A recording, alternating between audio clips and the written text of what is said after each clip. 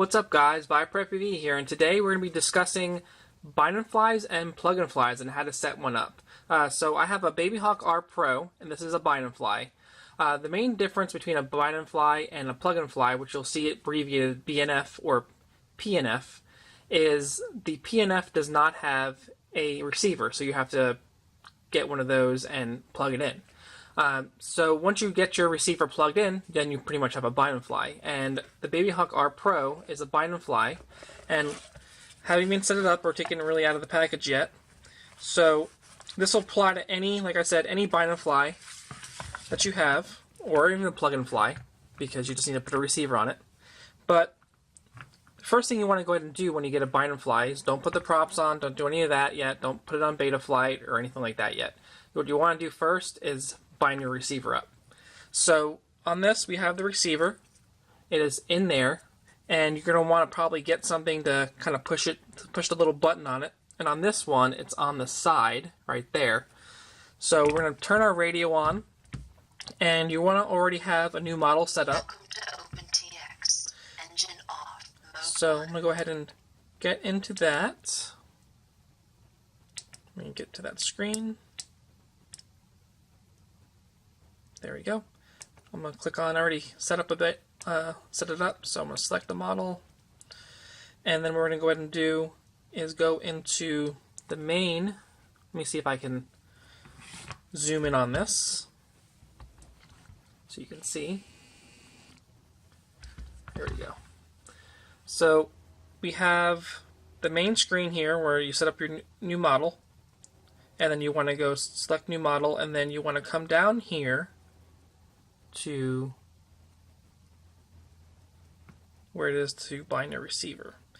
And this is already on D8 mode, which is great because you have to make sure the mode on a FlySky receiver is the appropriate one for the receiver. So this one's like a XM Plus or something like that. Tiny, it says D8 receiver. So we have it on mode D8, and then we want to click on bind. So we're going to click on bind. So it's in bind mode. You hear the beeping. And then what you want to go ahead and do is plug in your battery to this, but first get something in there so you can go ahead and push the little button while you're powering it up. So I'm going to take this little screwdriver here, hopefully that will fit in there to push it, instead of having to take the whole thing apart. Should be able to get there from the top. Let me get something tinier. Let's see what I have here. So here, tweezers will work great. So I'm gonna just push this button in. Once I can pop the button.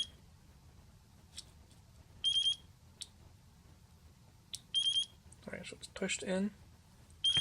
This is the pain in the butt part. It's better when you have two people. But then you want to go ahead and plug it in.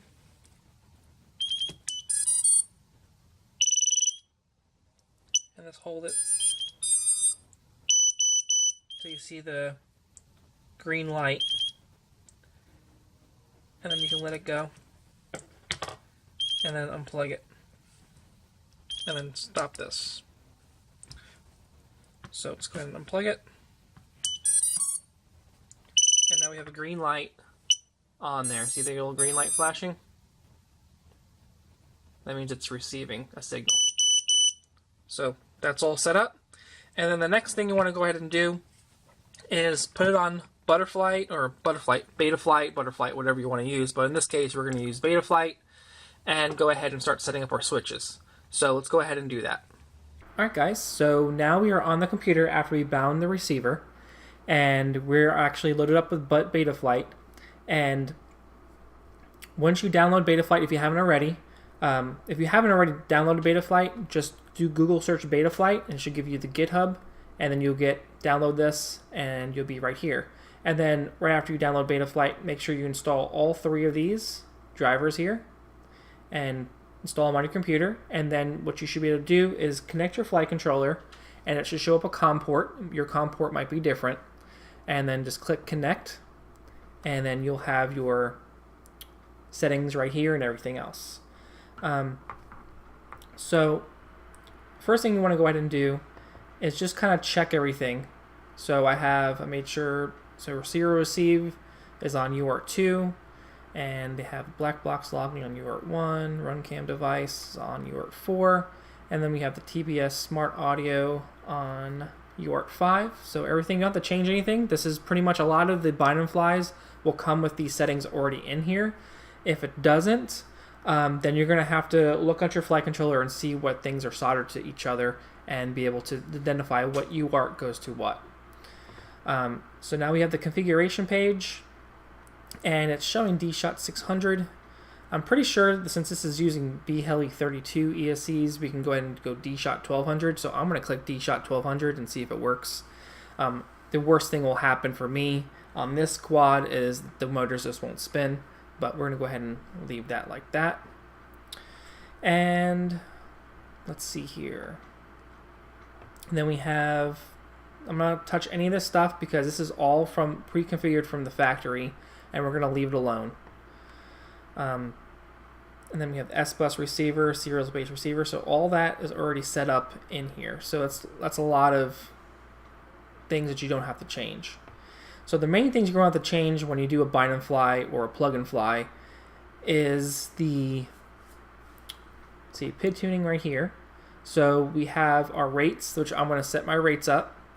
So we're on profile 1, and I'm just going to go ahead and do this here real quick because I am setting up this quad for the first time. And put 79 there. And let's see here. Oh, actually, this is RC rate, so I need to put 1.05 here. Same thing here. And then I just lower that one, lower that one, lower that one too, and then I raise my expo to 30. And these are the rates I use on all my quads. Doesn't matter what it is. Just feels consistent, and I'm used to the stick inputs. Everything else, we will leave that alone because this is how they want it tuned. So we're going to click Save. And then we have our receiver tab. Looks like it's already set up with the RSSI channel. And we have the channel map. That should be right. So let's go ahead and turn our radio on and see how everything is looking. And we also need to plug in a battery as well, so then the receiver is powered up.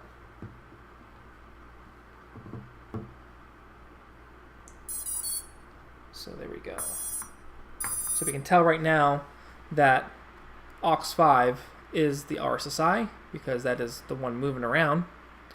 And then we have our roll, pitch, yaw, and all that stuff. So let's see, it's throttle, that's off, roll, and pitch. So what you want to do here on this screen is make sure on roll, pitch, yaw, and throttle that when you click the minimum, so like when I'm rolling to the left, that this says 1,000, and then when you roll to the right, it should say 2,000.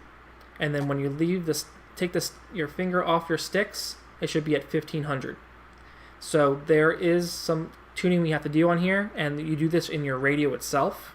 So what you want to go ahead and do is get to your main screen where it lists your models, and then you want to go ahead and tab over to it where it shows your outputs, and then for instance my channel 1 is going to be, I believe, throttle. Let's make sure which one that is. Yeah, so channel 1 on this one is throttle, so that's the first one we'll go ahead and do. And I like to want to go ahead, so make sure you're in outputs, click select on your radio, and then you can name it whatever you want to go ahead and name it. So in this case I'm going to name this part throttle.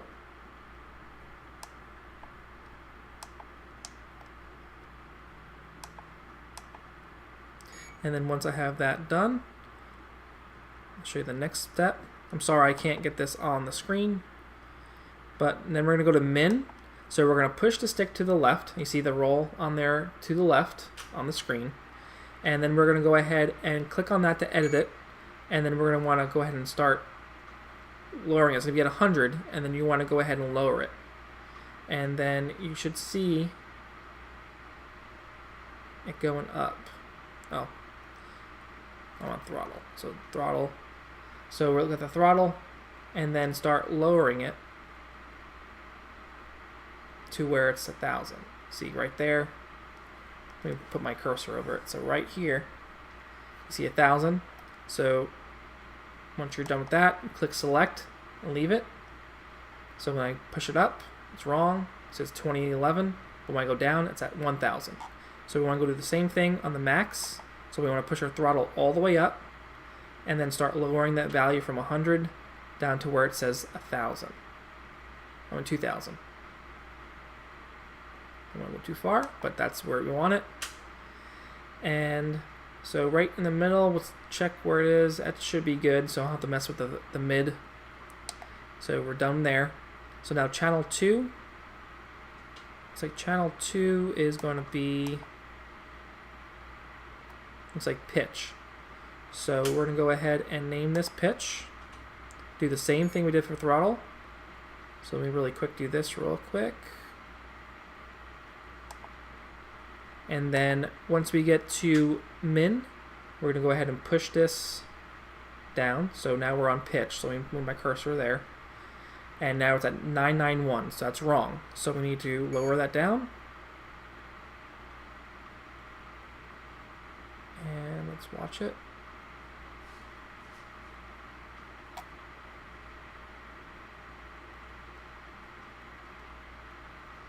I believe that's what it is. And once it goes down to, well, it's not showing it. Am I on the wrong one? Let's see. Yeah, I'm on the wrong one. So actually I'm on roll. So this is the roll, what I'm doing right now.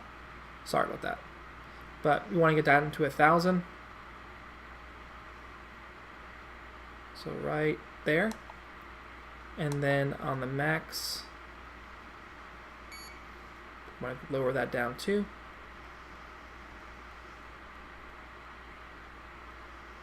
Right there.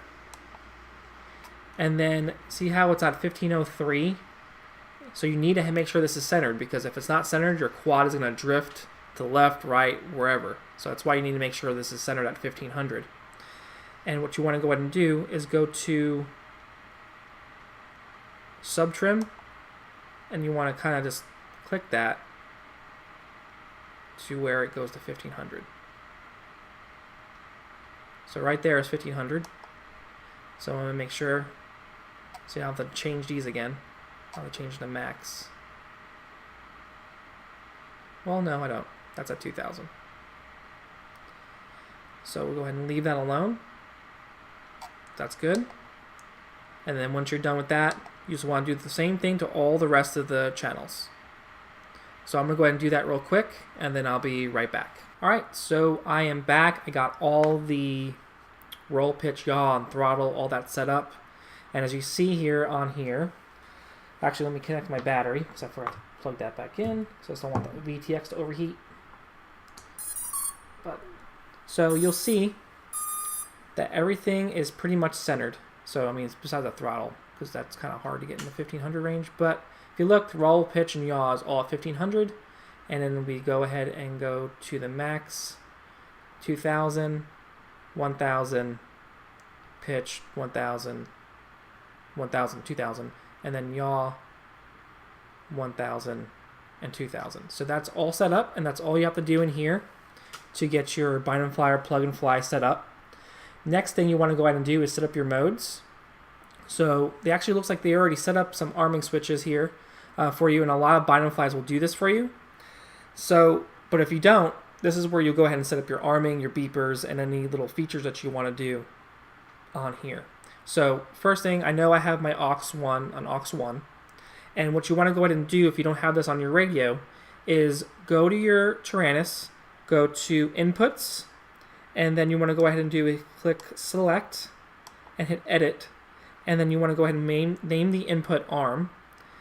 You can put the name, whatever, and then the source is the switch that you want to use for your arming switch. So you just click that over. Like in my case, I'm going to click that over, and it's already kind of set up already. So source will be that switch, and then just click it. It'll know what switch it is, and then click and then exit out. and then you're done with that one. Next thing, you want to set up your beeper. If you want to use the beeper on this, you can, and then you just do that for the next one. So that'll be, so you have your throttle, your aileron, your elevator, your rudder, then arming, then beeper, which arming will be aux 1, then beeper would be aux 2, and if you want to do flip over crash, then it'll be aux 3, and so forth. It goes down the list. Next thing you want to go ahead and do is, after you do inputs on your radio, go ahead and go to mixer. And this is also where it'll set up your switches as well, and you have to do this. So on channel 5, click edit, and then it should pull up already your settings for your input. And then just go in there, click, and then click save, and then exit. If not, then click on source, and you should be able to click on ARM, and then that should be all you need to do. For the mix name, I usually put A1, A2, and A3, so I know it's auxiliary 1, auxiliary 2, and auxiliary 3. But once you're all done with that, you're done in the radio, and what you can go ahead and do is start doing these switches. So on aux 1, I know I have that there, and what I'm going to do is, you see this now goes up to there, so you know that when this little nugget here goes into this yellow, that's where you'll have the arming. So you can actually, what I'm going to do is, I don't like it that far out, just in case there's an issue. So disarmed and armed. See how it goes up there? So now you're armed. But it's not going to arm it when you're in Betaflight because it's disabled. Arming is disabled when you're connected to Betaflight. So now we have the beeper. So we did that on aux 2. So it's already set up in there already. So what I'm doing is click on that switch, and this hits the beeper. So kind of move that over. And what you can do here is, if you want to do like a 3-position switch, you can move these around. So say like, I want one position here, use the same aux channel, middle position you put it here, and then the lower position you put it there. And that's how you do a 3-position switch. Let me look here also what they have. Nothing else I usually use, so I'm going to go ahead and, well, I probably will set up camera mode. So let's go ahead and click on that here. Actually, I'm probably going to set up a flip over after crash mode too. We'll do that. It's the same thing. I don't have it on my radio, and I don't want to use too much time showing me setting up something. But once you're done with that, click save, and make sure your props are off for this next step. But we're going to make sure that the motor direction is right. Even though it's set up from the factory, I want to make sure that I'm not going to have it flip over and ruin some props. So I'm going to click on this. I understand the risks. And I'm just going to spin up motor 1. And I'm going to make sure that motor 1 is spinning clockwise. Like this diagram right here. See, it's spinning that way. So you want to make sure your motor 1's doing that. And also that this is motor 1 spinning on their quad. Same thing on motor 2. So that's spinning right. Motor 3. That's right. And then motor 4 should be clockwise. And it is. So everything is good there. Next thing you want to go ahead and do is set up your OSD for your goggles. So I know where I need my stuff on my radio, how I like it. So probably what you want to go ahead and do is get your goggles out, connect it up, and see where you want all your things here. I know I'm going to be putting my RSSI up here. Let's move that over one little tad. And all you do is click on it, and then you drag it around the screen. And I'm going to put this right there. And then we'll click on that right there. Actually, let's move that over one. Right there. So we have that all set up, and you can shut the logo off if you don't want it there to mess up your stuff. But that's all I'm going to be doing there. And then I'm just going to check here really quick to see if there's anything I don't want on here. Current draw, we can go ahead and leave that on there. Why not? And I do like warnings, so I'm not sure why the warnings part's not set up here. So let me look at warnings here. This is good to have if you're not paying attention. I like to put it right on the top of the middle of my screen. So if like the battery goes low, say low voltage, if there's an arming problem, it'll show up arming something, maybe your throttle's up or something like that. It'll tell you there. So I like that. So we're going to click on save there. And that's all done. And everything else, I think, is pretty much done. I think this quad does have two LED strips, two LEDs you can change the color of if you want. But I'm not going to mess with that. I really don't care. But I think that's really it for setting up your quad. The only thing you have to do now is disconnect it, put your props on, and then once you have your props on, just make sure that you're, you do like a hover test, maybe outside real quick to make sure it's working and everything. But that's pretty much it. So that should do it for the video. I hope you guys appreciated it. And if you guys haven't already, go ahead and subscribe and give it a like if you like. So I'll see you guys in another video. Peace.